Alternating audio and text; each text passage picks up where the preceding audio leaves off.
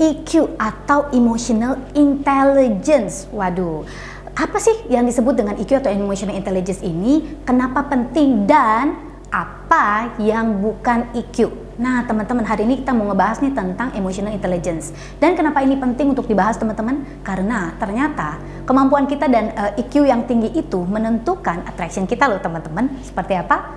Yuk kita dengar dalam pembahasan hari ini.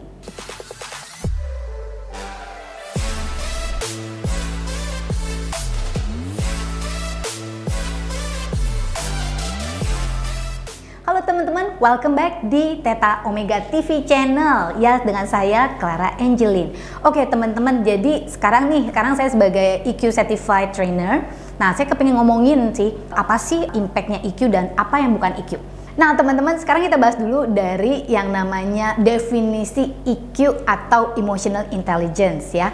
Emotional Intelligence itu atau EQ itu adalah kemampuan untuk memadukan kombinasi untuk memadukan antara thinking atau berpikir kita dengan feeling kita untuk membuat keputusan yang appropriate atau keputusan yang tepat di saat yang tepat, on the right time, di waktu yang tepat, on the right place, dan dengan orang yang tepat ya teman-teman.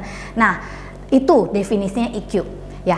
Orang yang punya EQ tinggi itu bukan berarti nih teman-teman ya, ada yang bilang tuh kalau orang yang empatinya tinggi, EQ-nya tinggi. Belum tentu teman-teman ya. Ternyata nih setelah saya belajar gitu ya, setelah kita mendalami lebih lanjut, EQ itu bukan artinya tuh kita itu yang selalu lembek, selalu soft, dan selalu ngalah ya. Kita kadang-kadang tuh persepsi yang salah di masyarakat tuh menghubungkan kalau dia ini orangnya selalu emosional, EQ-nya pasti rendah gitu ya. Dan kalau dia yang super lembek gitu kan ya, orangnya tuh kemayu, terus orangnya tuh nggak pernah marah, dia pasti EQ-nya tinggi.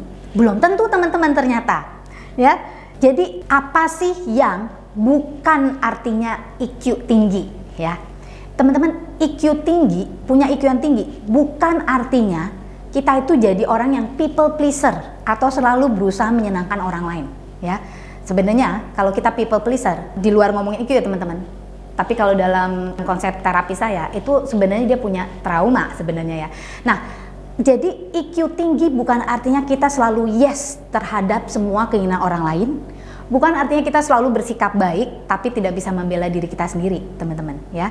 Tapi EQ tinggi itu lebih seperti kita tahu proporsi yang balance antara kapan kita juga memperhatikan kepentingan diri sendiri tetapi rasional sambil memperhatikan kepentingan sekeliling kita ya.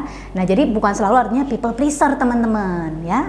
Nah, yang kedua teman-teman, ini persepsi yang salah. EQ itu ya, orang yang punya EQ tinggi ya, bukan artinya dia tuh orang yang emosional. Nah, bukan artinya dia selalu emosional maksudnya teman-teman ya. Nah, orang yang selalu emosional atau nangis atau pokoknya apapun tindakan atau keputusan apapun dengan emosi, itu bukan artinya dia punya EQ yang tinggi, teman-teman. Nah, sebenarnya orang yang punya EQ yang tinggi artinya nih teman-teman, dia bisa memadukan kombinasi yang tepat antara ya empati ya, punya empati atau secara emosional berempati kepada situasi ya, dan juga dengan rasional, dengan thinking yang tepat ya teman-teman ya. Jadi nggak selalu tuh, bukan artinya emosi terus yang kita kedepankan, yang kita sebut orang yang punya EQ tinggi ya teman-teman ya. Nah yang ketiga teman-teman, ini yang juga persepsi salah di masyarakat. EQ bukan berarti kita selalu menekan emosi-emosi yang sulit.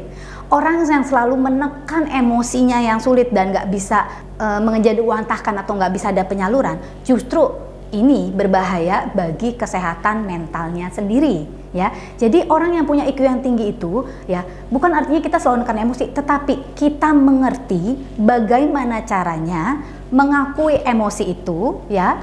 Jadi kita aware dulu gitu ya, kita aware tentang emosi kita, lalu bagaimana kita bisa shifting, atau kalau memang kita perlu mengekspresikan, bagaimana kita bisa mengekspresikan dengan cara yang tidak membahayakan hubungan atau relasi kita dengan orang lain.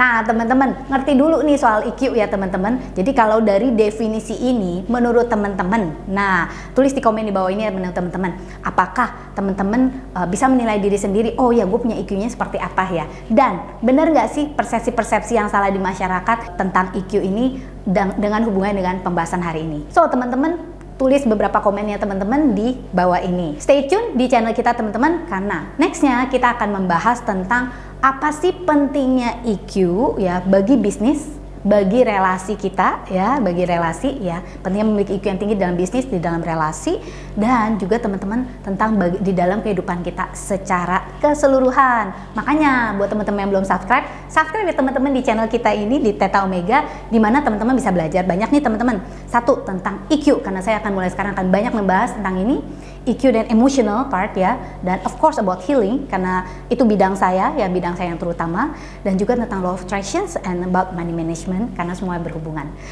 So teman-teman, dengan saya Clara Angeline, don't forget juga dicek beberapa video-video kita yang lainnya seputar topik-topik yang baru saya sebutkan, and don't forget to live extraordinary and live your life to the fullest.